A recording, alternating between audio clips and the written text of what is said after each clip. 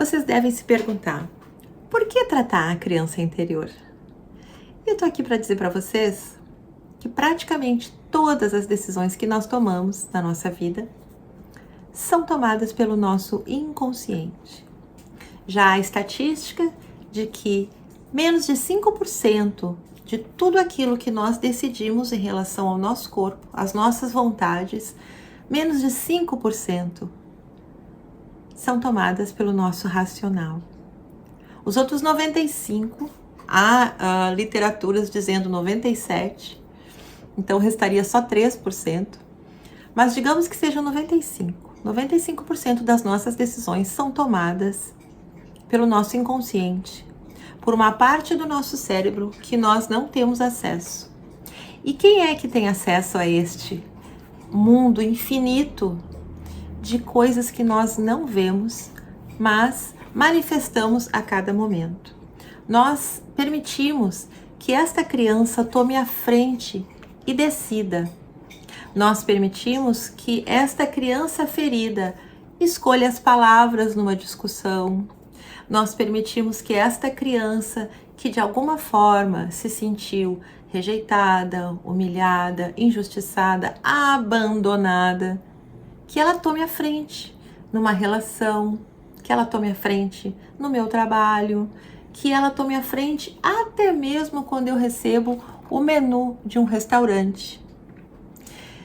Ou seja, a criança interior, quando ela não é vista, quando ela não é trabalhada, quando ela não é aceita e ressignificadas aquelas feridas, ela vai ser o carro-chefe, ela vai interferir na forma como eu me conduzo pelo mundo afora.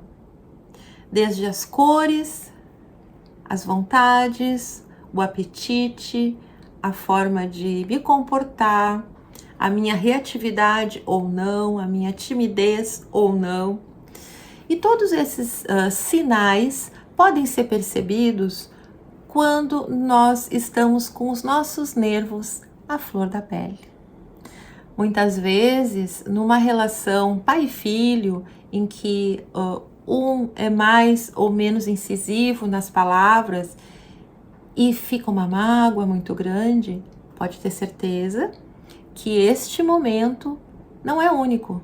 Essa mágoa, ela já existia, ela só foi aberta como uma ferida que nunca se curou.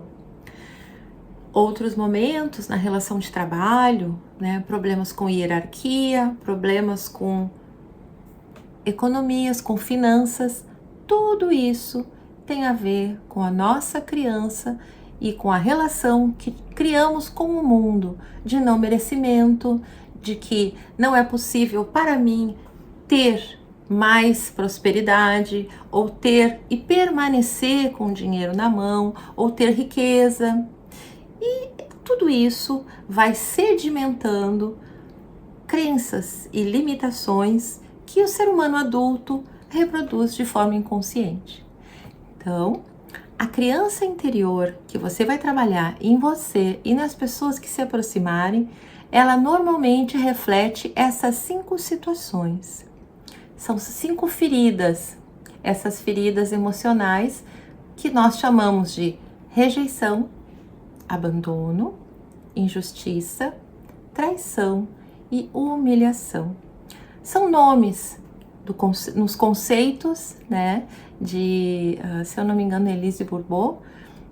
Eu trago para vocês essa questão mais técnica, os nomes que nós damos, mas são sentimentos que nós colocamos para dentro do nosso intelecto, para dentro das nossas memórias menos acessíveis à pessoa adulta, lá na primeira infância, na segunda infância, antes dos 12 anos de idade. A quantidade de vezes que eu ouvi não, a quantidade de vezes em que eu me senti deixada de lado em razão de uma outra coisa que o adulto fazia de maneira muito tranquila, mas para a criança ficou aquele ponto, e isso a gente leva pela vida. De maneira muito rápida, para vocês verem como isso se repete em pessoas que casam com o pai por exemplo, né? Escolhe na vida adulta um companheiro, uma companheira que tem todas as características de um pai que era ausente, ou todas as características de uma mãe que era autoritária, que era submissa, ou excessivamente uma coisa ou outra, e por aí vai. Então, quando a gente trata energeticamente, levantando essas camadas e modificando, ressignificando, nós acolhemos essa criança. E essa ferida, que poderia ser uma questão sistêmica de se levar para outras gerações e isso perdurar por muitos anos, né, para netos e netas, né, e acabar repetindo esse padrão, toda essa situação a gente pode tratar com essa tecnologia muito maravilhosa, pleiadiana de luz. Nós podemos tratar com essa tecnologia que é muito profunda. Então eu convido vocês a darem esse passo nessa jornada, a virem conversar com os pleiadianos, se conectar com a sua equipe e começar a limpar o campo, limpar essa questão sistêmica e colher grandes resultados para você e para os seus clientes.